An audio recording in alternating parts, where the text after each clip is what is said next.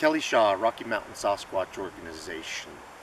I'm near the Silver Plunge area in the Middle Fork Payette River in Idaho. I'm pretty damn close to a Bigfoot sighting hotspot. As a matter of fact, I'm probably within a couple of miles of a sighting that happened in 2009. It happened in June.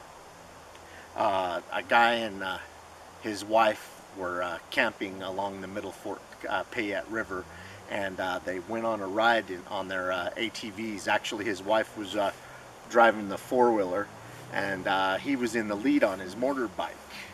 And they got about 10 miles from camp near Silver Plunge, and he thought he saw a guy jogging up ahead of him on the road.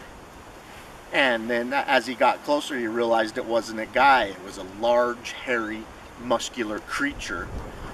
They estimate the size to be about 7 to 8 feet tall. And it had very dark brown hair from head to toe. And it's so dark brown that they says it was close to black. Anyway, it went off the road and started climbing the mountainside. And anyway, he stopped his motorbike and turned off the motor and pulled his helmet off, just looking at it in amazement. His wife, driving past, I guess when it actually left the road, it paralleled the road for a little bit before it actually went up the mountainside, and it ran within about 10 feet of her, and she could hear it making a grunt growl type noise as it was running and crashing through the undergrowth and stuff. And she looked over her shoulder and saw it. Neither of them saw the face. It kept its back to them the whole time.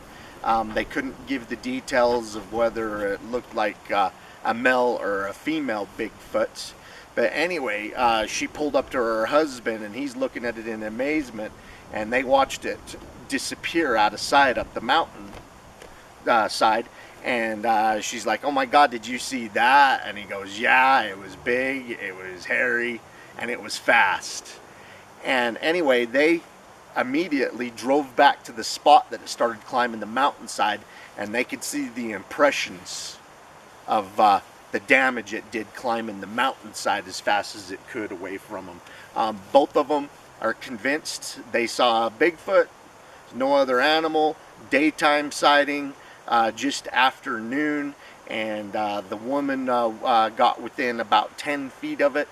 The guy on the motorcycle that saw it first, he said that he was about 30 feet away from it on the road when it decided to leave the road and head up the mountainside.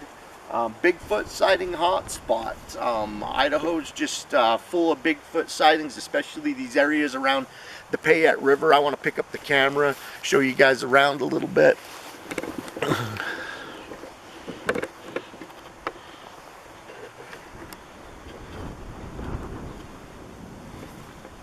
Snow's starting to melt off.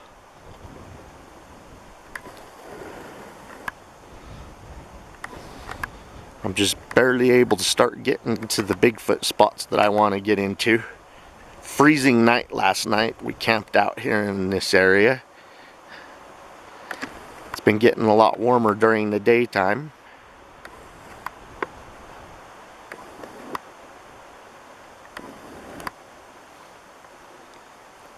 And I doubt we're in the exact spot.